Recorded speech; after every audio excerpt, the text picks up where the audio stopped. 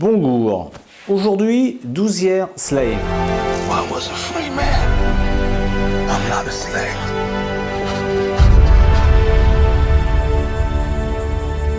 Vous croyez savoir pourquoi vous avez aimé ce film, l'histoire, les comédiens, la réalisation? En êtes-vous bien sûr?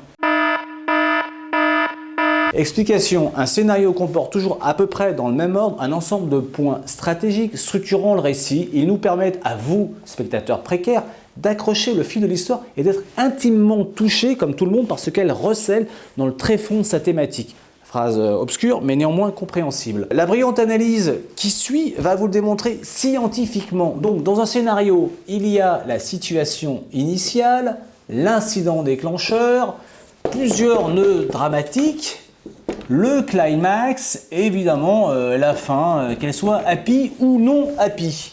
Pourquoi Dame Tartine, ce film marche-t-il autant? Eh bien tout simplement parce qu'être arraché à sa petite famille, vous êtes insupportable. C'est trop injuste, comme disait un collègue à moi, malheureusement disparu. Ce qui revient aussi à dire que la condition des esclaves ne suffit pas en soi pour vous émouvoir, vu que vous-même n'êtes a priori pas des esclaves.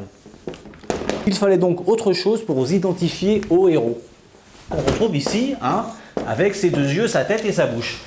Récapitulos, début de l'histoire égale situation initiale. Là, c'est la vie de famille du héros, marié, jeune père, musicien apprécié et super intégré. La preuve, il y joue de la musique traditionnelle irlandaise. Et bien sûr, il est noir et il est libre.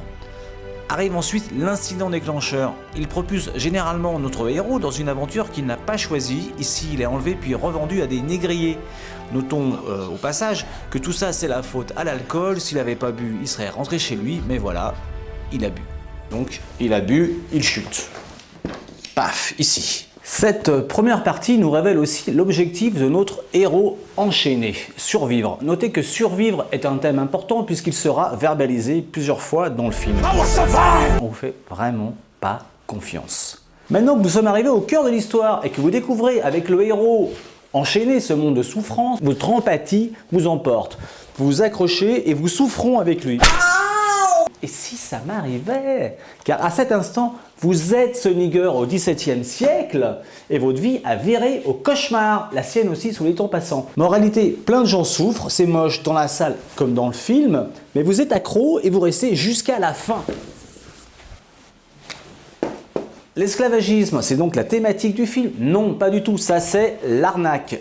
L'arnaque, la thématique, c'est la famille et plus précisément, peut-on vivre loin de ceux que l'on aime indéfiniment? Très important, toujours bien appuyer la thématique quand je vous disais qu'on ne fait pas confiance. La suite. Alors la suite, c'est donc l'ensemble de nœuds dramatiques plus ou moins noueux que l'on trouve dans cette partie du scénario, entre l'incident déclencheur et le climax.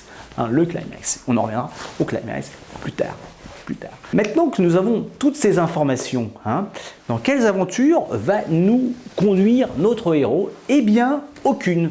Aucune, et s'il en a mort certaines, très vite sa soif de survivre le ramène à un conseil énoncé juste après l'incident déclencheur.